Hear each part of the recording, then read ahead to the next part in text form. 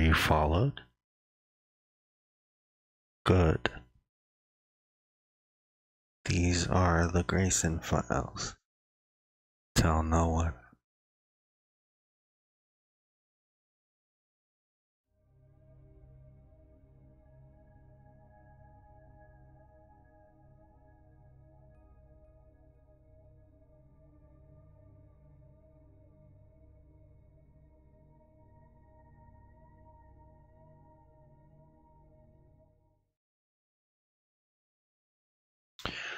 Well then, we are back from, I'm back doing this show after our first break, our first weekend off. Before this, I've been doing it every day.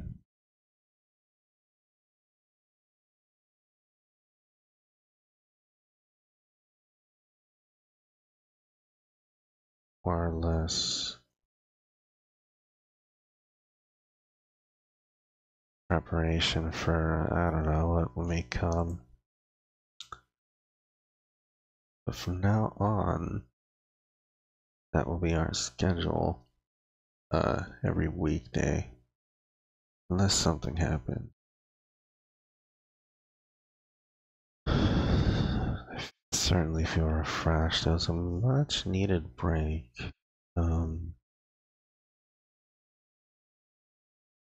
I didn't even think about politics over the week, but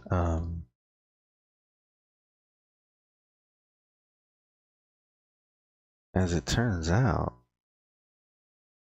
we have a major event tomorrow at 3 hours before this the next episode airs tomorrow. The President of the United States, Donald Trump, will be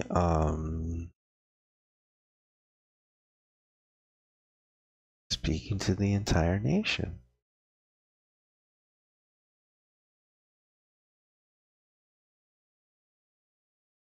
So, I mean, I don't know if he's gonna talk to, if he's just gonna cut out all the channels. No, he's probably not gonna do that.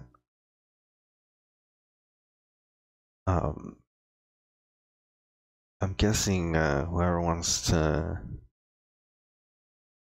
that would be a bit dramatic. But then again, his reason for doing this whole thing tomorrow is a bit dramatic.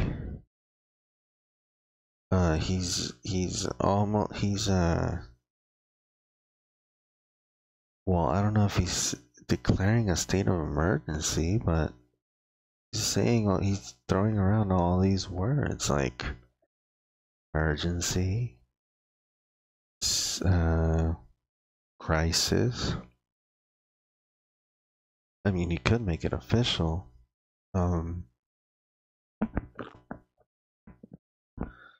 I mean, why? Here's the thing.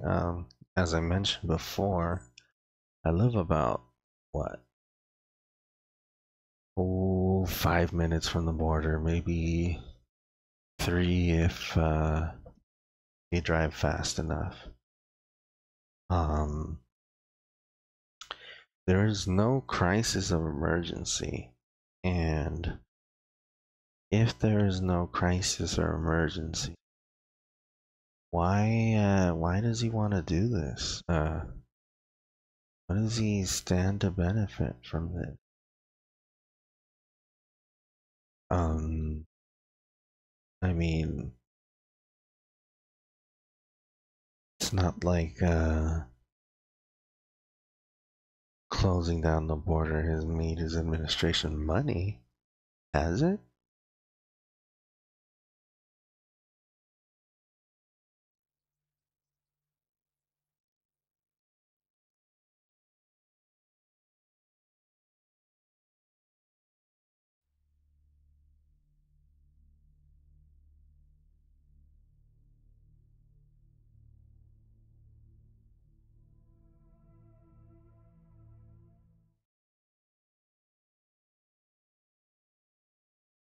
So, I don't want to talk too much about what's gonna go down tomorrow.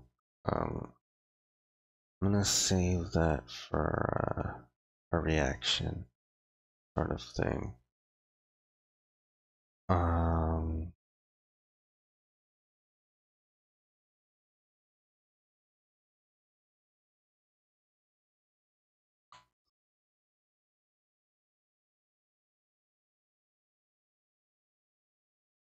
but the main point I want to bring up is it just seems like nothing really that Trump does or has done so far is what he makes it out to seem. Um, like,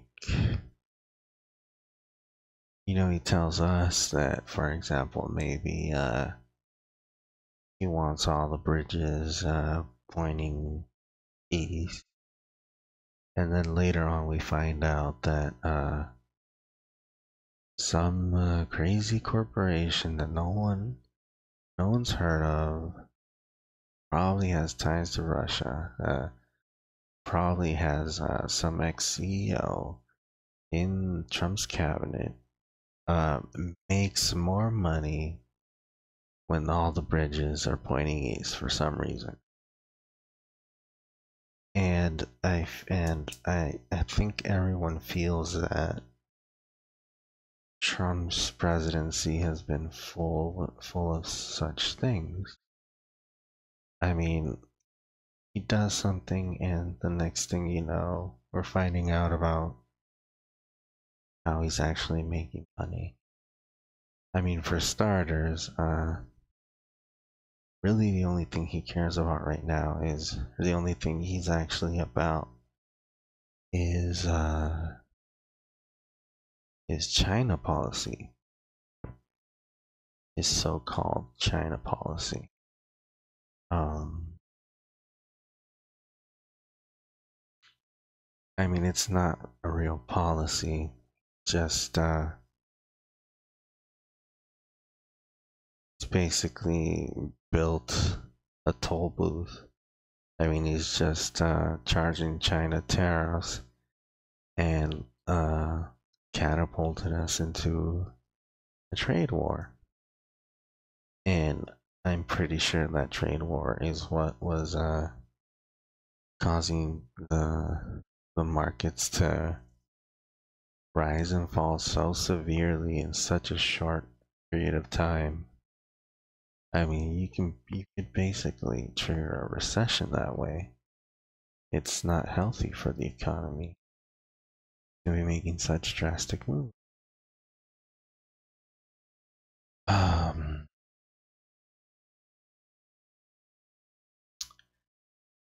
so he's making all these deals with China and is doing all this thing with all these things with China, and then we learn about this.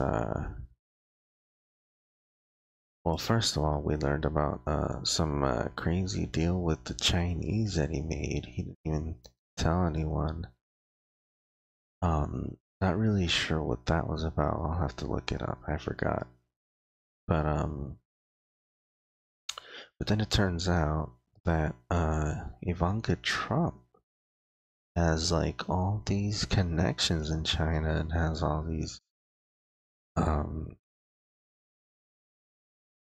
I mean, granted she got out of her business, but I mean she has all these like copyrights and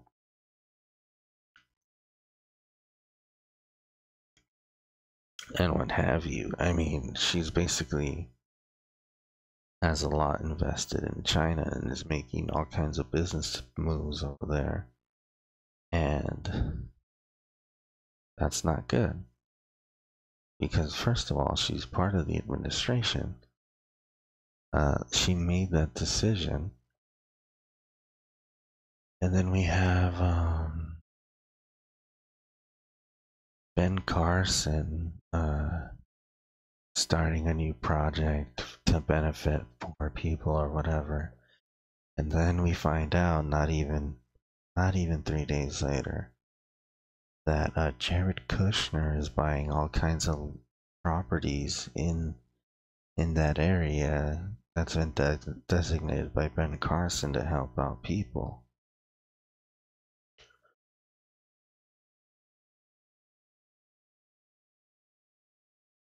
I mean, what kind of country is this when people are allowed to do that? Ladies and gentlemen, I regret to inform you, but that is what we like to call corruption. That's corruption. I mean, that's corruption in its simplest form, just staring you in the face. That's what it is. Corruption.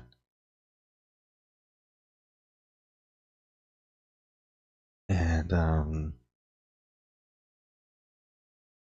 I mean, this puts us in a position where we should probably question every single thing Trump has done, plans on doing, and will do, or is doing and is planning on doing. We really need to find out everything at this point. Because let me tell you something, for those of you that are listening and are probably maybe younger than I am, or just voted for the first time, or are planning on voting. This isn't how we usually do things. Usually the president, we'll find out one bad thing about them, and the media goes crazy and they address the problem, and usually it's no more than 2 or 3 things that go on wrong in a year. But I mean, we're talking days, weeks, months with this president.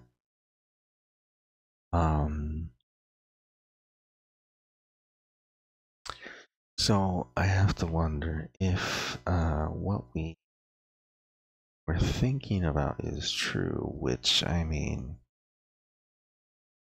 at this point you have to assume it is because of what Trump has been doing, which is obstructing by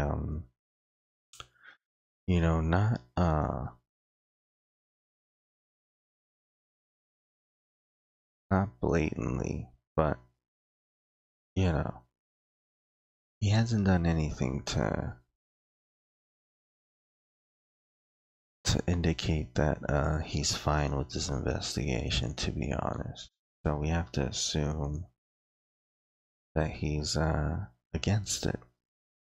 And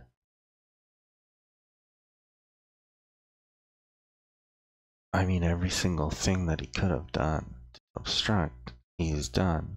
I mean, ask anyone with a law degree. Every single thing that he could have done without getting in trouble, has done. So now, I mean, obviously he's not gonna build a wall just to keep people from finding out what actually happened. But he could be using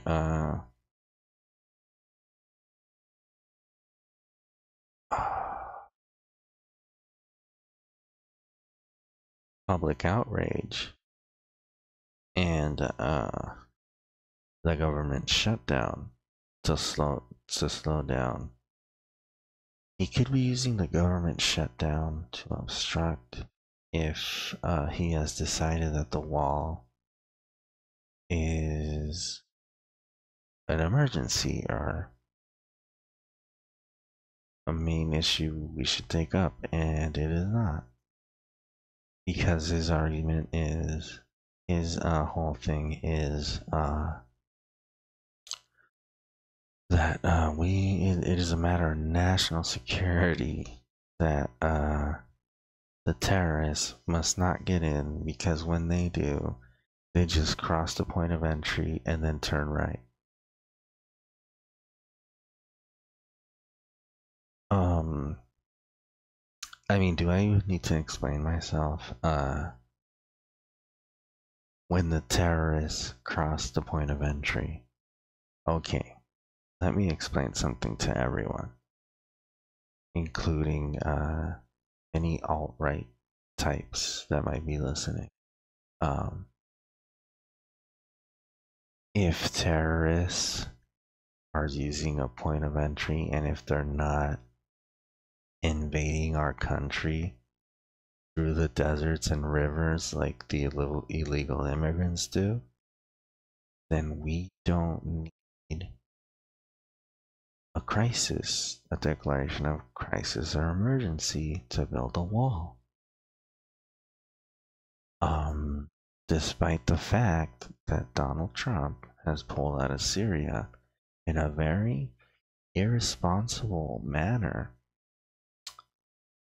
there have been no terrorist attacks since Donald Trump has taken office. Now, there have been numerous domestic terrorist attacks, but the president refuses to recognize those.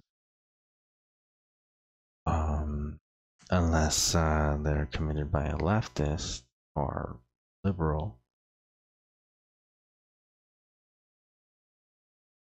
Um, I mean, he is so sure of this strategy he's taken on. Um, I mean, one must ask themselves,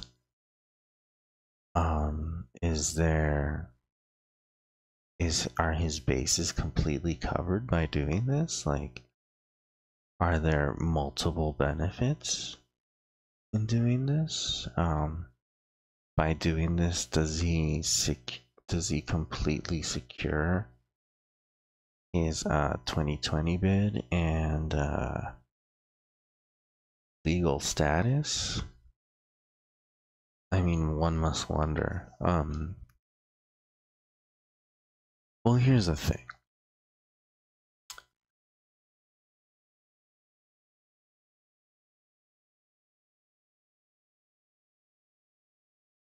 Well, we know Trump could potentially benefit from building this wall. You know, he could potentially benefit.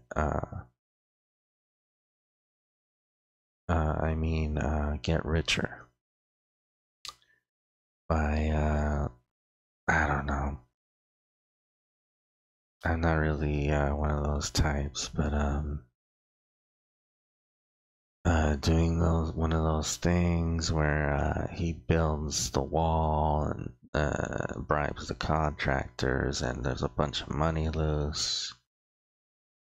Or it could be that other thing we discussed where the wall money is maybe funds that have yet to be allocated because of all the money that has been misspent, or things that need to be done, people paid off or whatever, to make sure things go Trump's way in 2020.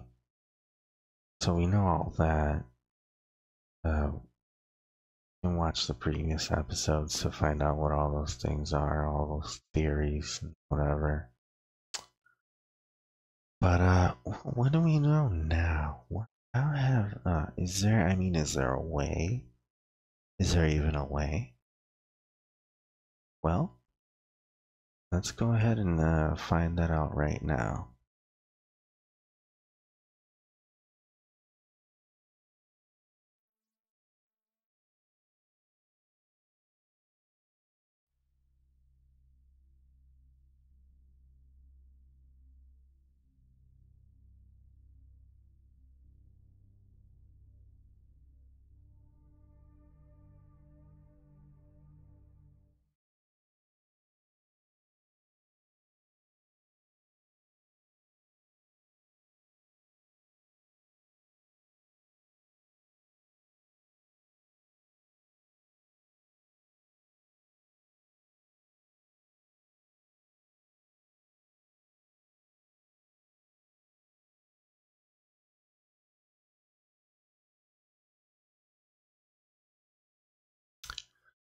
So, once again, tomorrow at 6 p.m., that would be 9 p.m. DC time, the president will be,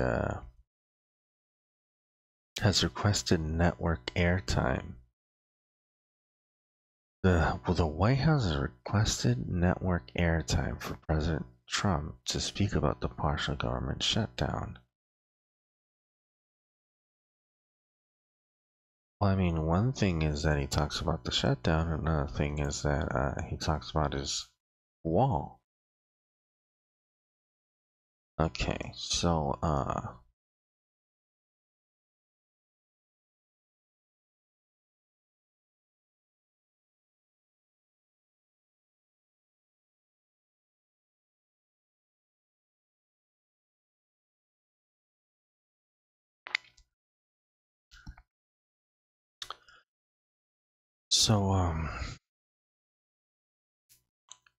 Trump obviously is not gonna reach directly into our pockets and pull out our dollar bills. He's probably gonna figure out a way to con the American people out of their money or screw over the government in some imaginative way that doesn't implicate him.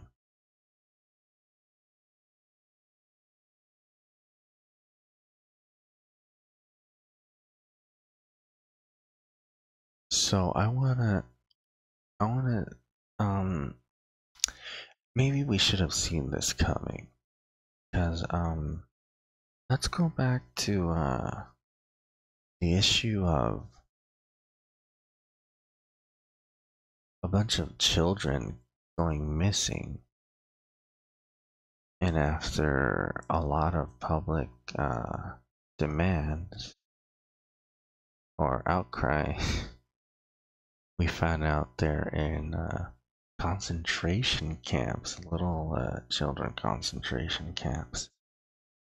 And we also find out that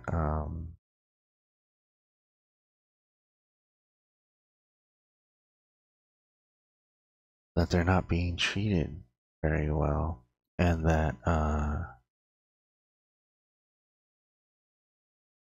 I mean, these places are just built up to keep them there, and it all seemed a little too far along. I mean, planned a little too carefully. Planned ahead a little too carefully. And, you know, I guess it would only make sense that Betsy DeVos, the person in charge of keeping our school children safe, the head of education,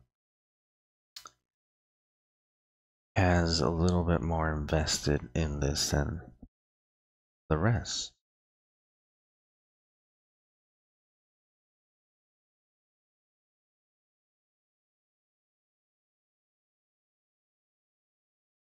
So she is the U.S. Education Secretary.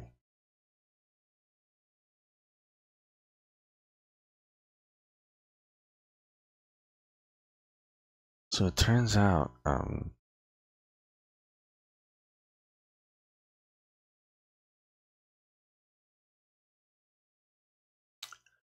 Betsy DeVos's parents, in-laws, and husband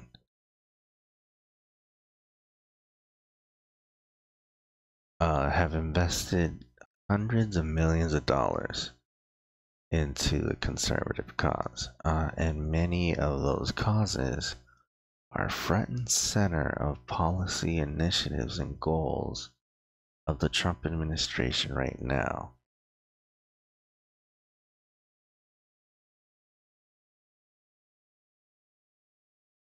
So, Dick and Betsy DeVos' family foundation.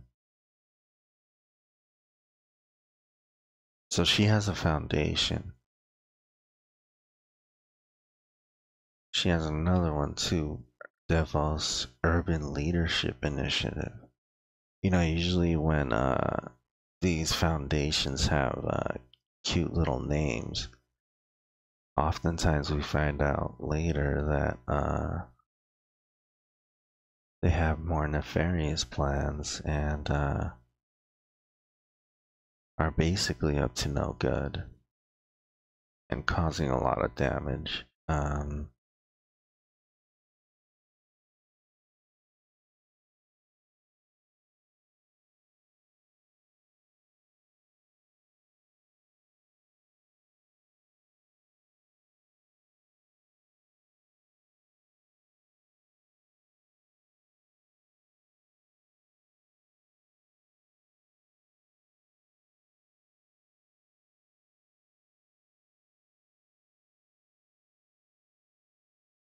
And I mean, if you go ahead and look up Betsy Davos, and I mean, just doing a Google search, you'll find the numerous violations and investigations and what have you. Accusations, I mean, she's just, she basically just supported Trump so she would get appointed. And, I mean, she has no real policy. It's either that or she's just completely crazy. I mean, who is appointed into such an important role and assumes they can just make money off of the policy they implement and think it's okay. So on the subject of the wall and illegal immigration, I mean, Trump has done a lot to highlight the criminals and the drugs and the violence that comes over from the other side of the border. And you know, to some degree, he's right. I mean, yeah, there's a lot of drugs that come in, and there's a lot of crime, and there's a lot of violence. But I mean, are the police departments even funded properly?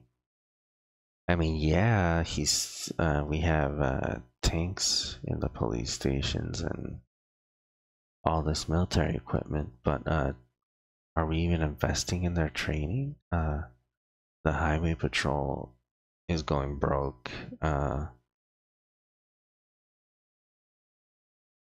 one's really brought that up. He doesn't really bring up the abuse that that the pharmaceutical industry does to sick people. He brings that up every once in a while. He's not really committed to the cause like he is with his wall. I mean, if he was really serious about all those issues, he would at least do those things first. And he's never really brought up this whole situation with the family separations, which are still happening to this day. And now we're finding out about children dying, and not because they've crossed a desert or dangerous terrain. No, these two children were captured by the Border Patrol and were fine, completely fine, and then ended up dying the next day or something like that. One of the children did. The Trump administration's zero tolerance policy caused about 3,000 children to be separated from their families as they crossed the border into the United States. Zero tolerance policy. 3,000 children. So for anyone that doesn't know the story, all of a sudden 3,000 children go missing, and we find them in these buildings with cages in them. So this organization called Bethany Christian Services, one of the largest adoption agencies in the country, took temporary custody of some of these children. The organization says it supports family reunification.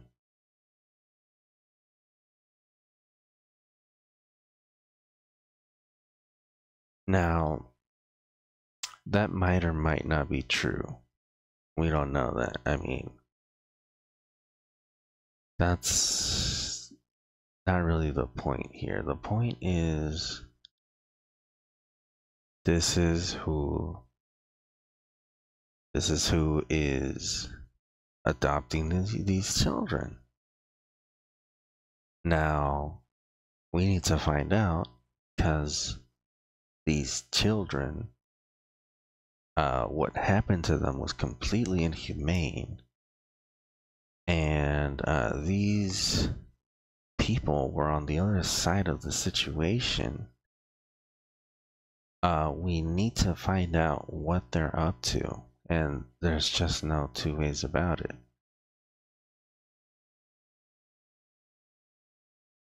The Devil's Connection, and here is where now Betsy DeVos, as I mentioned earlier, she's not just another member in the Trump administration. No, she has no experience in the government. She has never had a government position. She has never had an she's not a teacher. She's never been in she's never been in education. She has no business being, I mean, basically she grew up rich, and she's rich. Sure, she's made some investments here and there, but that's not the point. She's probably never had an actual job that benefited anyone.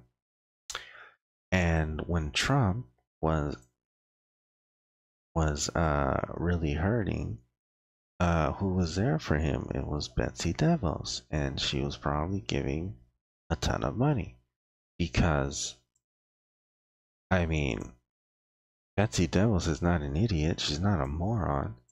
She's supported plenty of other politicians, and she's probably known that, hey, if I'm gonna give you money, you're gonna give me something in return, and this much is clear. Trump is willing to do that. And so what probably happened is Betsy DeVos probably said, well, wouldn't it be cool if these things got done or whatever? And Trump probably replied to her, well, I would have no problem doing that. And so she probably gave him a bunch of money. Now, he did need money before he did the whole red hats thing and started asking for contributions. So basically, he bears some responsibility for all this, and he's had a hand in this. Brian DeVos, a cousin of Betsy DeVos' husband, Dick, was the senior vice president for children and family services at Bethany until earlier this year, the organization reports. Maria DeVos, married to Dick DeVos' brother, Doug, has served on Bethany's board. The Devil's Family Foundations gave more than $6 million to Bethany between '98 and 2016, with most of it coming from Richard and Helen Devos. Now, you're probably thinking, 66 million is probably not a lot between 1998 and 2016. But the thing is, one thing is a millionaire spending 100 million on a home that they're gonna live in or some yacht. Another thing are political contributions, because these things have to be clean and they can't really call too much attention to anyone. In which case, 6 million is a ton of money. It's so much money. I mean, for that much money, you would think they're investing in some sort of business. And maybe that's what it was. That's what it sounds like to me. Responding to scrutiny of the Devil's Connection, Bethany Christian Services stated in its fact, Betsy DeVos and the Devil's Family Foundation have been generous supporters of Bethany Christian Services long before Betsy became the Secretary of Education, and we are forever grateful for the continued support. While we are extremely grateful to our thousands of donors and supporters from across the country, the idea that any single individual or organization could cause us to change practices is simply false and diminishes the incredible work of all those firmly focused on the well-being of displaced children. Now, let's start with this. They never had the right to take those children. Those children should have gone back to their parents. That's what should have happened, because we never should have had them in the first place. We didn't have a right to keep them, and they never should have gone up for adoption in the first place. I mean, what they're saying is they've done the same thing all this time, and what I'm saying is that Betsy DeVos went into the government to do this, and we have a right to suspect all of this because of the way it all happened. First of all, they denied the allegations from the get-go. They said it wasn't true, and then we found out it was. We found the buildings, and the buildings were already there. It was already pre-planned.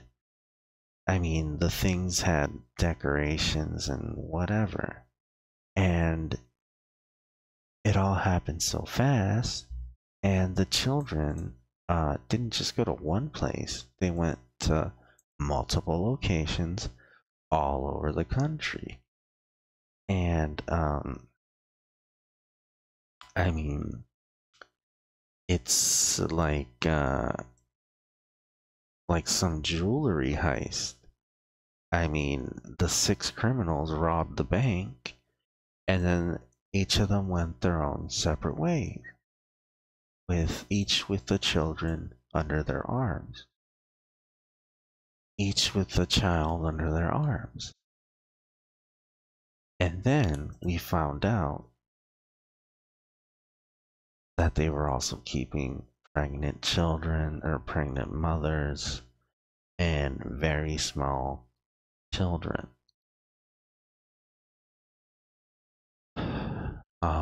I mean, let's read on. Anti-abortion crisis pregnancy centers offer counseling and sometimes basic care such as sonograms to pregnant women in an attempt to dissuade them from an abortion. a California law required all licensed health care centers to offer information about reproductive health care available in the state and required unlicensed centers to explain that they were unlicensed. The Supreme Court found last term that these requirements violate the First Amendment. And apparently Bethany Christian Services runs more than 100 crisis pregnancy centers.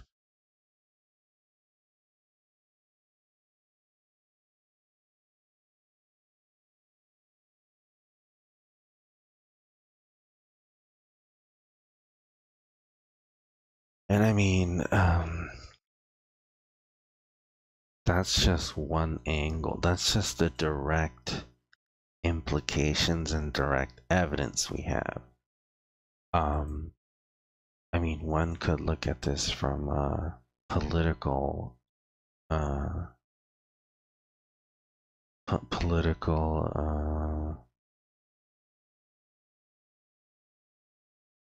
political angle. I mean, could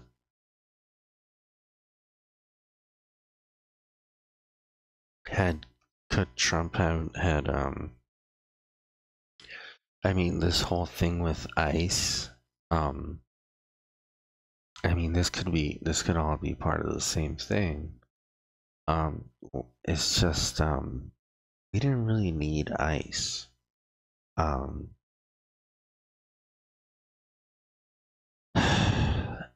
you know, instead of doing this whole ICE stunt, Trump should have gave that money to police departments because they're the police. They police the general population. That includes illegal immigrants. So, I mean, if you say you have a problem with gangs, that illegal immigrants are in gangs and killing people, then you give the money to the police, and the police gives the money to the gang squads. They have gang squads. So that's what should have happened. This whole ICE thing never should have happened. It was a stunt. Now, ICE feels like either part one or part two of his master plan.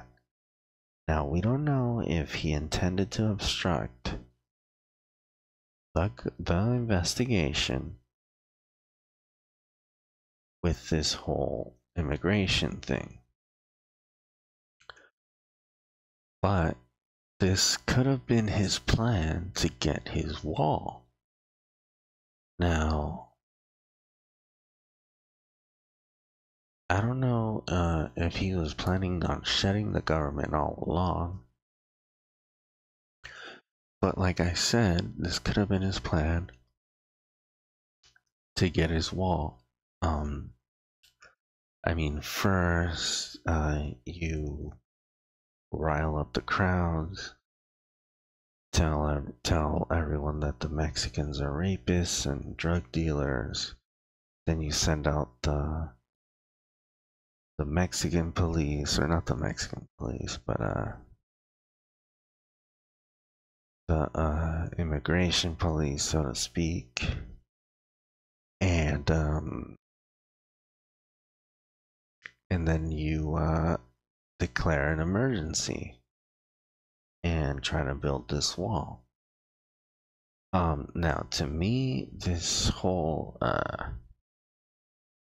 this announcement with the wall, you know, it does sort of feel like it was in his bag of tricks, and then he pulled it out. Because I mean, he feels pretty confident about this whole thing. Like, we could take a look at his social media. Maybe we should do that.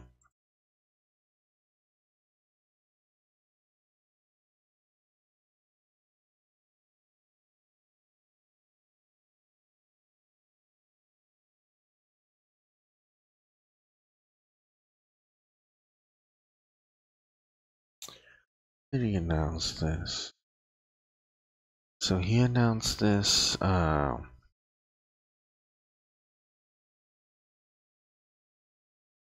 almost 2 p.m. his time.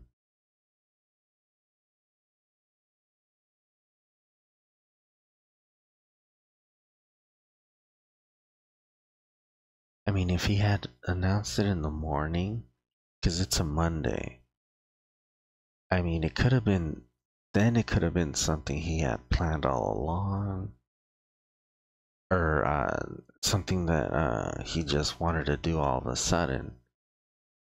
But if he announces it at 2 p.m., I mean, he could have announced it on Sunday, but no, he announced it today at 2 p.m. DC time. I don't know, that kind of indicates that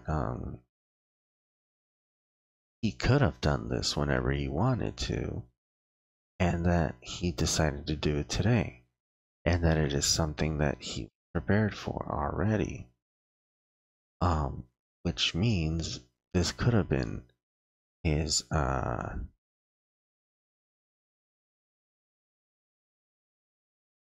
his sort of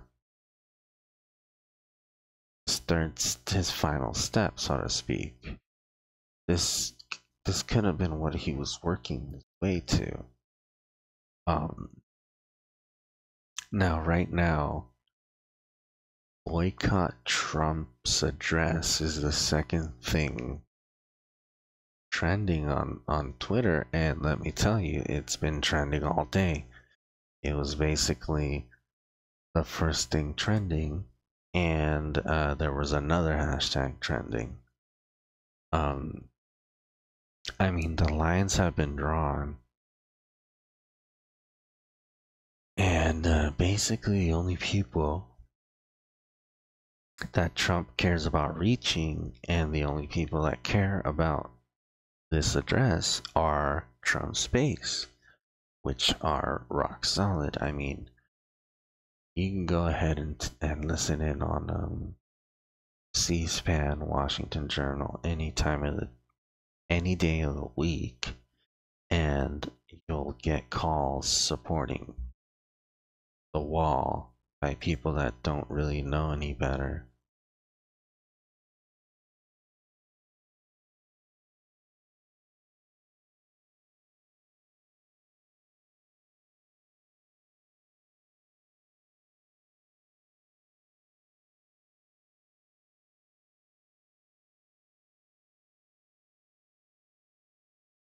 So at this point, we have to ask ourselves, what is his angle? I mean, is he even trying to make money anymore? Because the truth will come out eventually. I mean, he stands to benefit more from a PR, from a political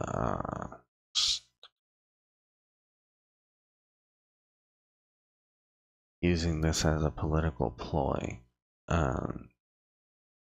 That's where he stands to benefit the most, using all this to garner votes. Because sure, he promised Betsy DeVos that he would help her make money, but the thing is, this is basically his strategy. He's basically trying to cement his support down in the South so that he wins through the Electoral College again. I mean, that's just a given. He can't win through the popular vote, like at all. There's no chance. He could run against any Democrat, and he'd probably lose at this point. I mean, we have proof of this because any little thing he does, everyone just gangs up on him on social media. And I mean, look, people have completely forgotten about this. I mean, the last tweet was 49 minutes ago.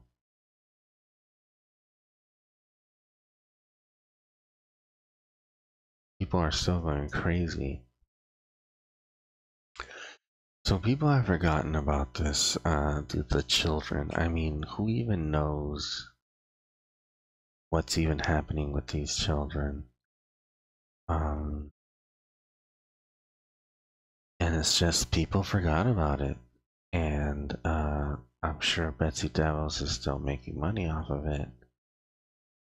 Um, but now we must ask ourselves, what does Trump stand to benefit the most from children being missing? Um,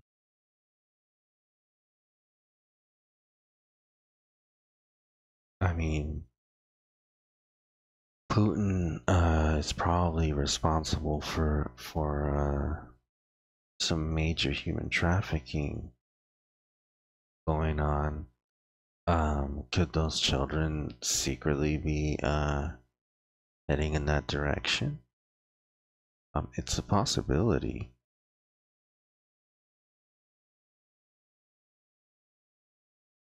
I mean, one of these things is bound to be a front and not real. That's why we have to look into every single thing. But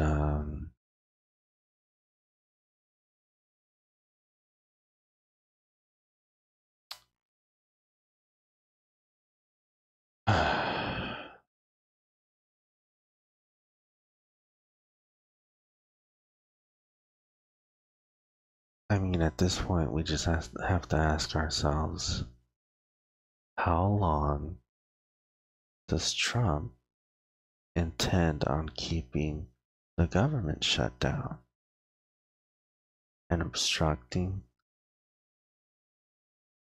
the Russia investigation by Robert Mueller?